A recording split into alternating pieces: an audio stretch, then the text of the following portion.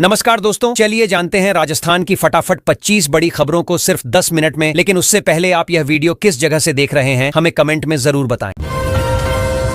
राजस्थान सरकार द्वारा चिकित्सा विभाग में 15,000 पदों पर भर्ती की प्रक्रिया को तेज किया गया है। इसके साथ ही 159 शिक्षक पदों के लिए ऑनलाइन आवेदन भी शुरू हो चुके हैं। सरकार का उद्देश्य स्वास्थ्य और शिक्षा व्यवस्था को मजबूत करना है ताकि ग्रामीण और शहरी क्षेत्रों में सेवाओं की गुणवत्ता बेहतर हो सके।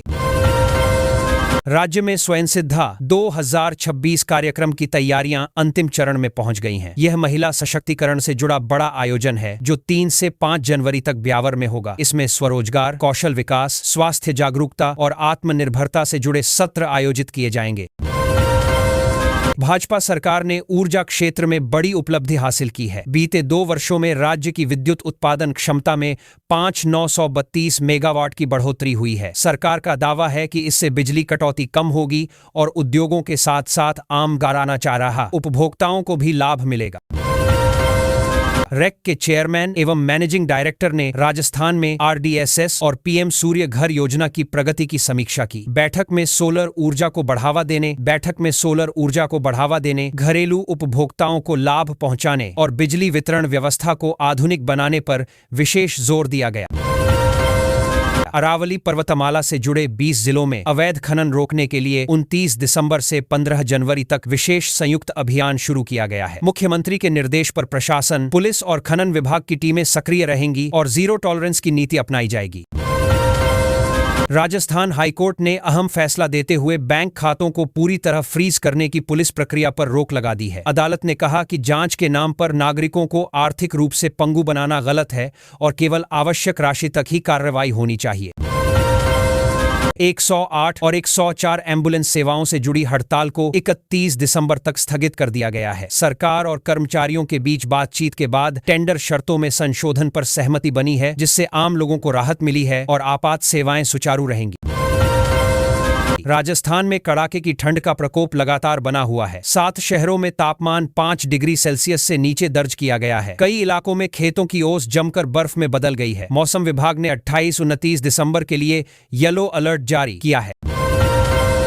नए साल से पहले सोने और चांदी के दामों में बड़ी गिरावट देखी गई है। जयपुर सहित राज्य के प्रमुख बाजारों में 24 कैरेट सोना 41,360 रुपये प्रति 10 ग्राम तक पहुंच गया है। ज्वेलरी कारोबारियों के अनुसार मांग में सुस्ती इसका बड़ा कारण है। राजस्थान के अधिकांश जिलों में शीतकालीन अवकाश जारी है। 29 दिसंबर को भी कई जिलों में स्कूल बंद रहेंगे और छुट्टियां जनवरी 2026 तक चलेंगी। शिक्षा विभाग ने बच्चों की सेहत को ध्यान में रखते हुए यह फैसला लिया है। खाटू श्याम जी का प्रसिद्ध मेला 29 दिसंबर से शुरू हो गया है, जो 5 दिनों तक चलेगा। इस बार दर्शन व्यवस्था में बड़े बदलाव किए गए हैं। प्रशासन को भारी संख्या में श्रद्धालुओं के आने की उम्मीद है और सुरक्षा के विशेष इंतजाम किए गए हैं। पूर्व मुख्यमंत्री वसुंधरा राजे ने झालावाड़ में स्कूटी चला रहे नाबालिग बच्चों को हेलमेट पहनने और ट्रैफिक नियमों का पालन करने की सलाह दी। उन्होंने कहा कि सड़क सुरक्षा केवल कानून नहीं बल्कि जीवन रक्षा से जुड़ा विषय है। सरिस्का टाइगर रिजर्व में उस समय अफरा तफरी मच गई जब एक बाघिन पर्यटकों की गाड़ियों के पास आ गई। कुछ देर पेड़ की छांव में बैठने के बाद वह शांतिपूर्वक जंगल में लौट गई। वन विभाग ने स्थिति पर लगातार नजर बनाए रखी। श्रीगंगानगर में सिख समुदाय द्वारा दस्ताराण द लंगर कार्यक्रम आयोजित किया गया। इसमें छोटे साहिबजादों की शहादत को याद किया गया और समाज को एकता, बलिदान और सेवा का संदेश दिया गया। बड़ी संख्या में लोग कार्यक्रम में शामिल हुए। राजस्थान पुलिस अपराधियों की डिजिटल कुंडली तैयार करने की दिशा में काम कर रही है। इसमें छोटे अपराधों का भी पूरा रिकॉर्ड रखा जाएगा। अधिकारियों का कहना है कि इससे अपराधियों पर नजर रखना आसान होगा और दोबारा अपराध करने पर सख्त कार्रवाई की जा और सकेगी।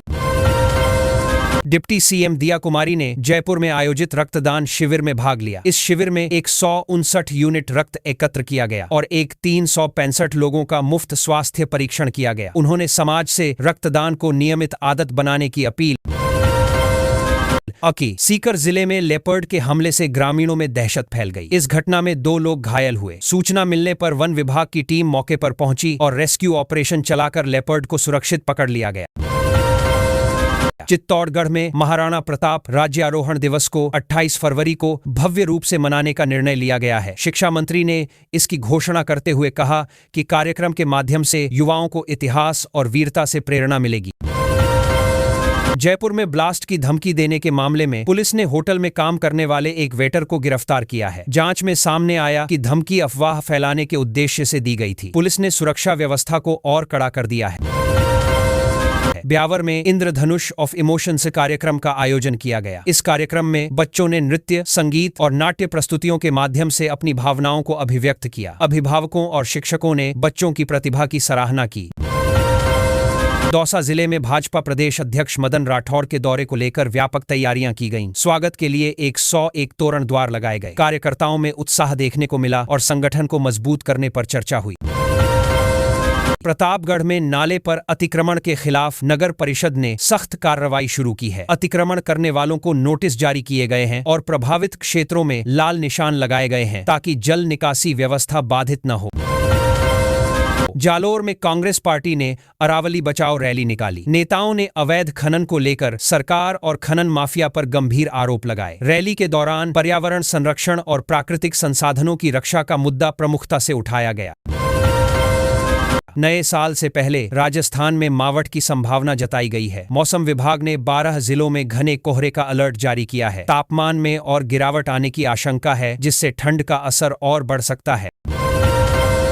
राज्य सरकार ने अपात्र अभ्यर्थियों के फॉर्म भरवाने वाले ई-मित्र संचालकों पर सख्त रुख अपनाया है। सभी जिला कलेक्टरों को निर्देश दिए गए हैं कि जांच कर दोषी संचालकों पर तुरंत कार्रवाई की जाए। भर्ती परीक्षाओं की पारदर्शिता बनाए रखने के लिए निगरानी बढ़ाई जाएगी और फर्जीवाड़े पर जीरो टॉलरेंस नीति लागू होगी। जयपुर मेट्रो फेज 2 को लेकर सरकार ने तैयारियां तेज कर दी हैं। प्रस्तावित योजना के तहत मेट्रो को जयपुर एयरपोर्ट तक चलाया जाएगा और तीनों टर्मिनलों को जोड़ा जाएगा। इससे यात्रियों को सीधी सुविधा मिलेगी, ट्रैफिक दबाव घटेगा और शहर के सार्वजनिक परिवहन नेटवर्क को मजबूती मिलेगी। बीकानेर के म्यूजियम सर्कल पर 125 करोड़ रुपए की लागत से रेलवे ओवरब्रिज बनाने की योजना को मंजूरी मिली है। इस आरओबी के निर्माण से शहर के व्यस्ततम इलाके में जाम की समस्या कम होगी। स्थानीय लोगों और व्यापारियों को आवागमन में बड़ी राहत मिलने की उम्मीद है। सांभर क्षेत्र में पर्यटन को बढ़ावा देने के लिए एक 100 एकड़ क्षेत्र में टेंट सिटी विकसित की जाएगी। उप मुख्यमंत्री दिया कुमारी ने घोषणा करते हुए कहा कि इससे रोजगार के नए अवसर पैदा होंगे। आधुनिक सुविधाओं के साथ यह परियोजना सांभर को अंतर्राष्ट्रीय पर्यटन मानचित्र पर मजबूत पहचान दिलाएगी।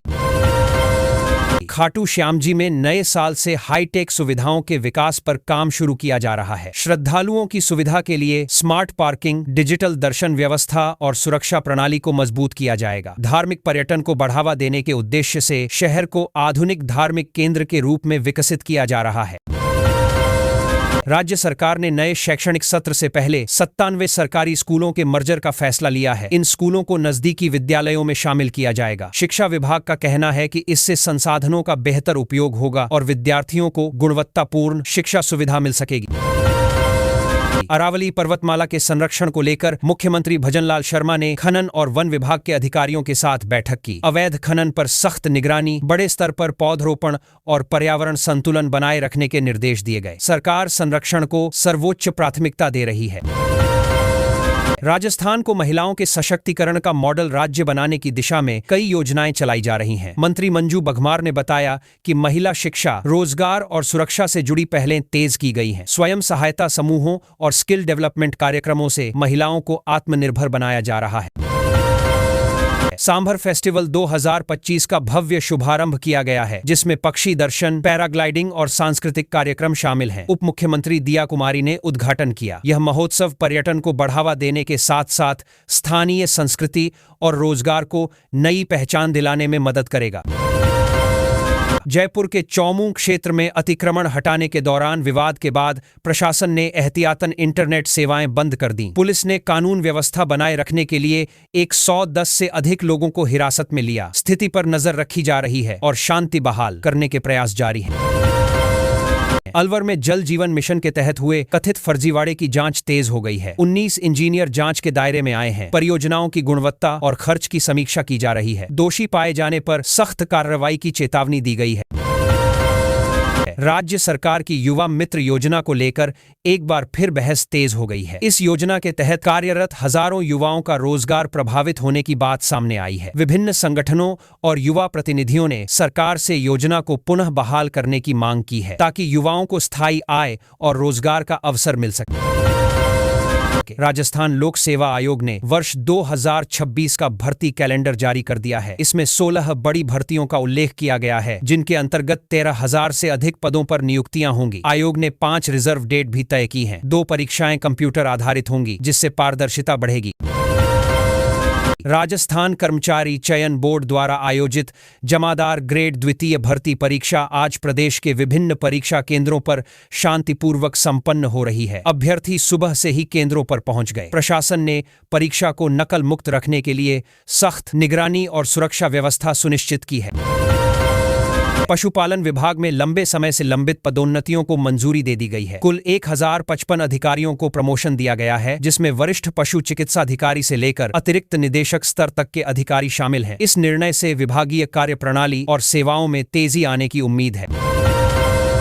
राज्य निर्वाचन आयोग ने पंचायत चुनावों को लेकर नई गाइडलाइन जारी की है। इसके तहत महिला प्रत्याशियों को पहचान के लिए फोटो खिंचवाते समय चेहरे से पर्दा या बुर्का हटाना अनिवार्य किया गया है। आयोग का कहना है कि इससे चुनाव प्रक्रिया में पारदर्शिता और निष्पक्षता सुनिश्चित होगी।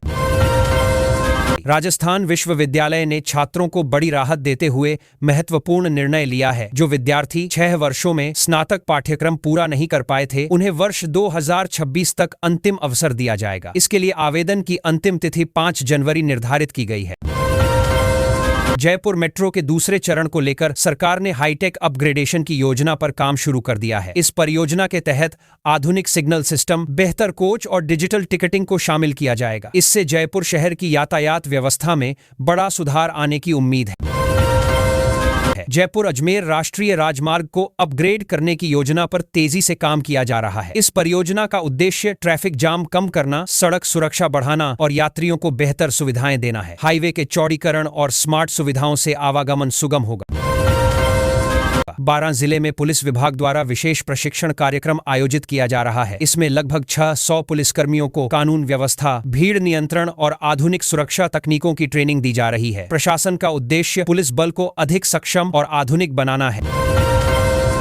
राजस्थान में गुरु गोविंद सिंह जयंती के अवसर पर कई जिलों में स्थानीय अवकाश घोषित किया गया है। हालांकि अधिकांश स्कूल और कॉलेज पहले से ही शीतकालीन अवकाश पर हैं, जो 25 दिसंबर से 4 जनवरी तक रहेगा। धार्मिक कार्यक्रमों में श्रद्धालुओं की अच्छी भागीदारी देखी जा रही है। प्रदेश में कड़ाके की ठंड का असर लगातार बना हुआ है। कई जिलों में न्यूनतम तापमान 10 डिग्री सेल्सियस से नीचे चला गया है। मौसम विभाग ने घने कोहरे को लेकर येलो अलर्ट जारी किया है और अगले 2 से 3 दिनों तक शीतलहर बने रहने की संभावना जताई है। माउंट आबू में सर्दी ने रिकॉर्ड तोड़ ठंड का एहसास कराया है। तापमान में भारी गिरावट के कारण पर्यटक इसे 3rd डिग्री टॉर्चर जैसी सर्दी बता रहे हैं। बावजूद इसके बर्फीली हवाओं और सुंदर नज़ारों का आनंद लेने के लिए पर्यटकों की संख्या लगातार बढ़ रही है। राजस्थान में नए साल के अवसर पर पर्यटकों की भारी भीड़ उमड़ने की उम्मीद है। अनुमान है कि 55,000 से अधिक पर्यटक प्रदेश के विभिन्न पर्यटन स्थलों पर पहुंचेंगे। दिसंबर और जनवरी के दौरान पर्यटन से 500 करोड़ रुपए से अधिक के कारोबार की संभावना जताई जा रही है। जैसलमेर में पर्यटन सीजन अपने चरम पर है। बेहतर सुरक्षा व्यवस्था और डिजिटल प्रमोशन के चलते विदेशी पर्यटकों की संख्या में उल्लेखनीय वृद्धि हुई है। सम, खुरी और फोर्ट क्षेत्र में होटल और रिसोर्ट लगभग फुल चल रहे हैं, जिससे स्थानीय रोजगार को भी बढ़ावा मिला है। सांभर झील क्षेत्र में 27 दिसंबर से 5 दिवसीय सांभर महोत्सव की शुरुआत हो गई है। पर्यटन विभाग द्वारा आयोजित इस महोत्सव में सांस्कृतिक कार्यक्रम, लोक नृत्य, हस्तशिल्प प्रदर्शनी और स्थानीय व्यंजनों का विशेष आकर्षण रहेगा, जिससे पर्यटन को बढ़ावा मिलने की उम्मीद है। खाटू श्याम जी में वार्षिक मेले की तैयारियां अंतिम चरण में हैं। 29 दिसंबर से शुरू होने वाले 5 दिवसीय मेले के लिए दर्शन व्यवस्था में बड़े बदलाव किए गए हैं। प्रशासन ने भीड़ नियंत्रण, सुरक्षा और श्रद्धालुओं की सुविधा के लिए विशेष इंतजाम किए हैं। अलवर जिले की प्रसिद्ध लाल प्याज का निर्यात बांग्लादेश के लिए शुरू हो गया है। इससे स्थानीय किसानों को बेहतर दाम मिल रहे हैं। कृषि विभाग का कहना है कि अंतर्राष्ट्रीय मांग बढ़ने से किसानों की आय में इजाफा होगा और क्षेत्रीय कृषि को नई पहचान मिलेगी। अरावली पर्वतमाला को बचाने के लिए आंदोलन तेज होता जा रहा है। कांग्रेस पार्टी आज अलवर में जन चेतना पैदल मार्च आयोजित कर रही है। इस कार्यक्रम में सचिन पायलट और गहलोत गुट के नेताओं की सक्रिय भागीदारी देखी जा रही है, जिससे राजनीतिक माहौल गरमाया हुआ है। हाल ही में 1 से 3 दिसंबर तक आयोजित कुंभलगढ़ महोत्सव की स्मृतियां अब भी पर्यटकों के बीच चर्चा में हैं। राजस्थान पर्यटन द्वारा आयोजित इस महोत्सव में सांस्कृतिक विरासत, लोक कला और संगीत ने देश विदेश के पर्यटकों को आकर्षित किया।